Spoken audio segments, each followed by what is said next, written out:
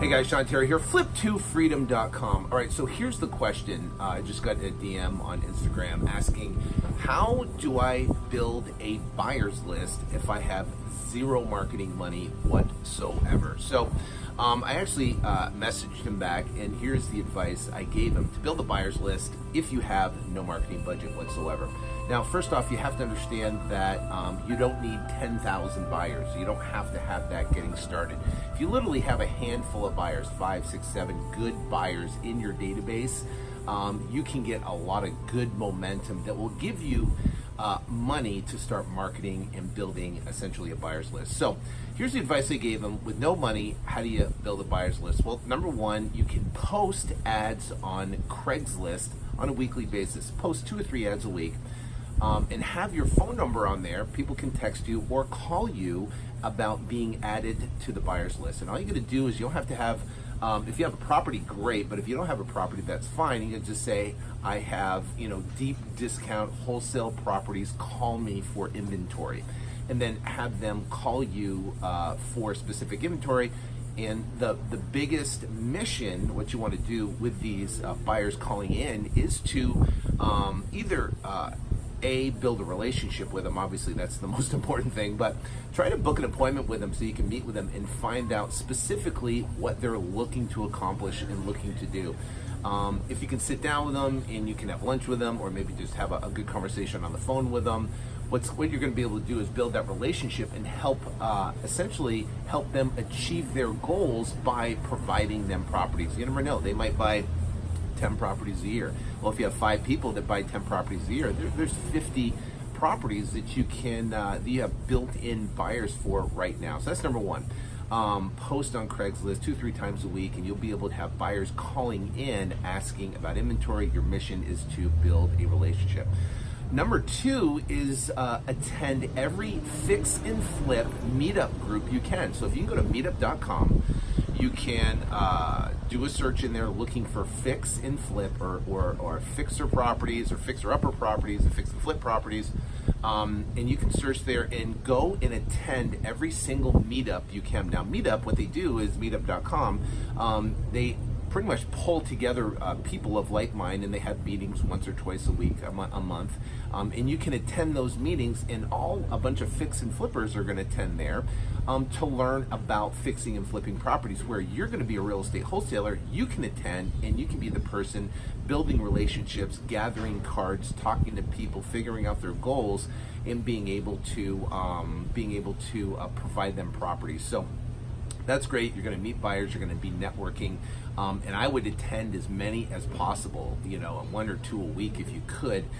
That will get you in front of and talking to a lot of different buyers, where you can start building your buyers list, putting them in your phone, and being able to tee up properties to them once you get those properties under contract. So number 3, obviously you got the meetup groups, and you have the real estate investment clubs. Real estate investment clubs, those are another great source. You can just Google real estate investment clubs in your area, and you can attend those just like you would attend a meetup group, and that would be another great way to get yourself in front of other investors, networking, talking to other investors, and being able to be able to do that. Now, the number 3 thing we can do, we can talk about. 4th thing we can do is talk about is going to your real estate closing agent, an investor-friendly closing agent, like a title company, closing agent, attorney, and talking to several of those that are actually going to do the closings. Well, guess what? They have all the buyers. They have all the buyers that know the close, and those buyers are looking for properties, and the agents are looking to close transactions. So for them, they have an invested interest, not to just give you an entire list, which I don't think they're going to do, but what they will do is give you a couple, 2, 3 names of buyers that are currently buying in that market right now, that are potentially looking for deals that you could bring them the closing to actually that title company, and give the title company business, give the buyer business, and also you have business as well. So putting all those 2 together are a great way to be able to find buyers, because they literally have all the buyers in the marketplace, and they know they can close because they're doing transactions. So that's another great way to turn around and be able to find buyers. So if you start out, now the last but not least, which is one of my favorites, is attending the real estate auction, foreclosure auctions. So pretty much every state, every county has real estate foreclosure auctions. Now, what you can do is you can go there and attend those auctions and watch, right? There's no reason why you can't. So there's going to be two different types of groups down there. One is going to be actual buyers bidding on properties, and you want to get their name, number, talk to them, and be able to build a relationship with them, right? So the next thing, what you want to do is, the other type of person down there are bidders. What they're doing is they have a group of buyers behind them, and they go bid on these foreclosure properties for their buyers that are essentially behind them. So they're on the phone with their buyers, and the buyers are giving them bids, and they're bidding on those properties. So that is another phenomenal way, because you got two different groups. One, you actually have the buyer. Now, I love these buyers because they pay cash, they can close quick within 24 to 48 hours. They make decisions very quickly just by doing drive-by on properties. Those are some of your best buyers, and that's when I was building my buyers list. I spent tons of time down at the auction. I went every single day, and I would meet and network with all different types of buyers down there, and get their names, numbers, and I would feed them properties as soon as I got properties under contract. Now, the other buyer would be the bidder, right? The bidder is now bidding for the buyer, and they have a group of buyers behind them that they're bidding for. They're great because they know a ton of buyers, and what you can do is just have them tack on a fee on top of your price, and they can turn around and make a fee for selling your property to them. Sometimes they might stand down there and they never get a property, right?